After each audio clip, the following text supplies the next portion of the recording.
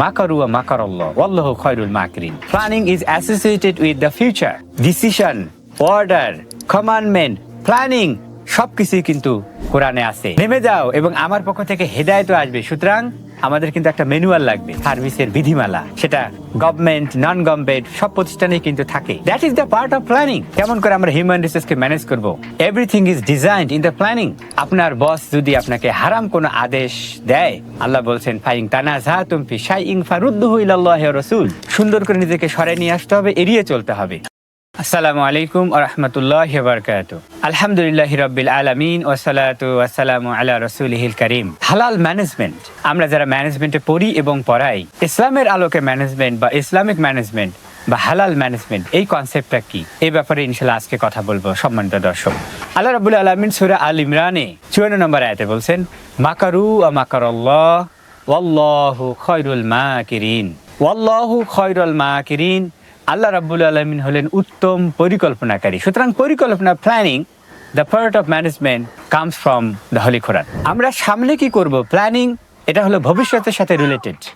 Planning is associated with the future. Allah রাব্বুল আলামিন পরিকল্পিতভাবেই সবকিছু সৃষ্টি করেছেন। আল্লাহ রাব্বুল আলামিন আদম আলাইহিস সালামকে সৃষ্টি করেছেন এবং তিনি পৃথিবী সৃষ্টি করেছেন, আসমান জমিন সৃষ্টি করেছেন। পৃথিবীতে আল্লাহ রাব্বুল আলামিন আদমের জন্য তার রিজিকের বন্দোবস্ত করে দিয়েছেন। তার মানে কি, পরিকল্পনার মধ্যে সব কিছুই আল্লাহ রাব্বুল আলামিন রেখে দিয়েছেন। আদম আলাইহিস সালামকে যখন আল্লাহ রাব্বুল আলামিন বললেন কলা হাবিতা মিনহা জামিআ, তোমরা পৃথিবীতে নেমে যাও, ওয়ালাকুম ফিল আরদি মুস্তাকাররুম ওয়া মাতাউন ইলা হিন।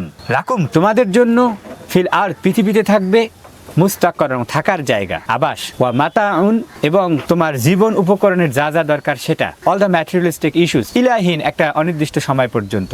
তার মানে আল্লাহ রাব্বুল আলামিন শুধু মানবকে সৃষ্টিই করেননি, তার যা যা দরকার সেটা পরিকল্পনা করে সেখানে ফিট করে দিয়েছেন। শুধু কি তাই, কেমন করে চলবে তার একটা ম্যানুয়ালও আল্লাহ দিয়েছেন, কোরআন। আল্লাহ রাব্বুল আলামিন আদম আলাইহিস সালামকে এটা বলছেন, তুমি নেমে যাও, ফা ইম্মা ইয়াতিয়ান্নাকুম মিন্নি হুদা ফামান তাবিয়া হুদায়া ফালা খাউফুন আলাইহিম ওয়ালা হুম ইয়াহজানুন।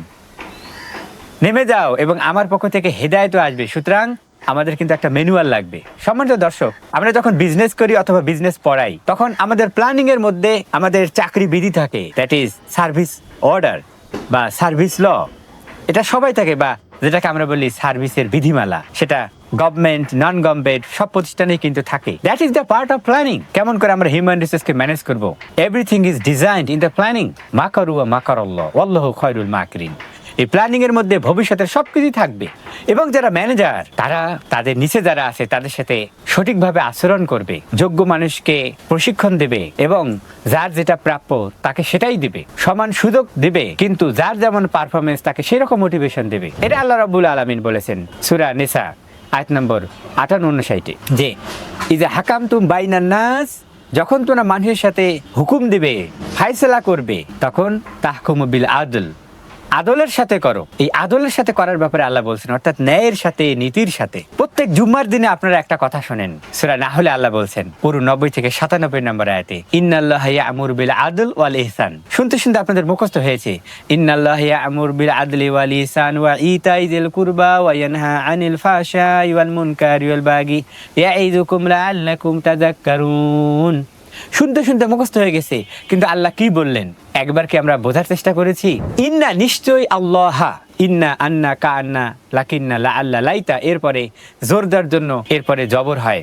রাব্বুল আলামিন বলেন অবশ্যই আল্লাহ আদেশ করছেন আদল, ন্যায় নীতির, ওয়া ইহসান এবং পরোপকারের। সুতরাং যারা ম্যানেজার তারা সাবঅর্ডিনেট, তাদের সাথে ন্যায় নীতি এবং ইহসান করবে, ভালো আচরণ করবে। তারপরের যেটা হলো মোটিভেশন, যেটাকে আমরা বলি অর্ডার ফলো করা, ডিরেকশন।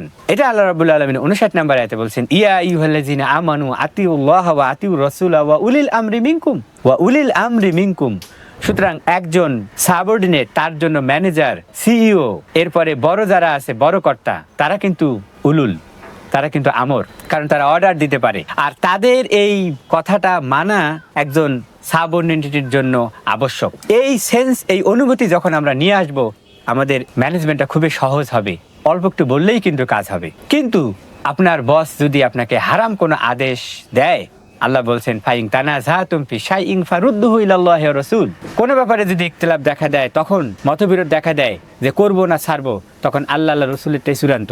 খালিক রাব্বুল আলামিন যেখানে তার অবাধ্যতা, যেখানে তিনি নিষেধ করেছেন, ওই রকম কর্মকাণ্ডের ব্যাপারে কোনো বস, কোনো ম্যানেজার যদি কথা বলে, তাহলে সেটাকে আর মানা যাবে না, বিগ্রহ করা যাবে না, সুন্দর করে নিজেকে সরাই নিয়ে আসতে হবে, এড়িয়ে চলতে হবে। তাহলে এই যে ম্যানেজমেন্টের planning, organising, motivating, controlling, directing, এই সব কিন্তু কোরআন কারিমে আছে। রাসূল সাল্লাল্লাহু আলাইহি ওয়াসাল্লাম তিনি ম্যানেজমেন্ট করেছেন এবং তিনি তার অধস্তনদেরকে একদিনও কেন কাজটা হলো না কটু কথা বলেনি, বরং তারা অনুপ্রাণিত হয়েছেন বসের সুন্দর আচরণের কারণে।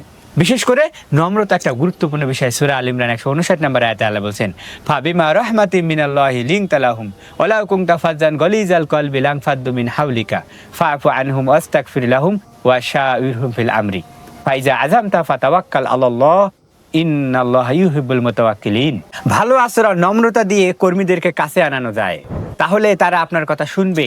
এবং যে কোনো ব্যাপারে কাজ করার সময় আপনি 2 রাকাত সালাত আদায় করে ইস্তেখারার দোয়া করবেন, তাহলে আল্লাহ এই কাজটা সহজ করে দিবেন। আপনার সিদ্ধান্তগুলো ইনশাআল্লাহ সুন্দর হবে।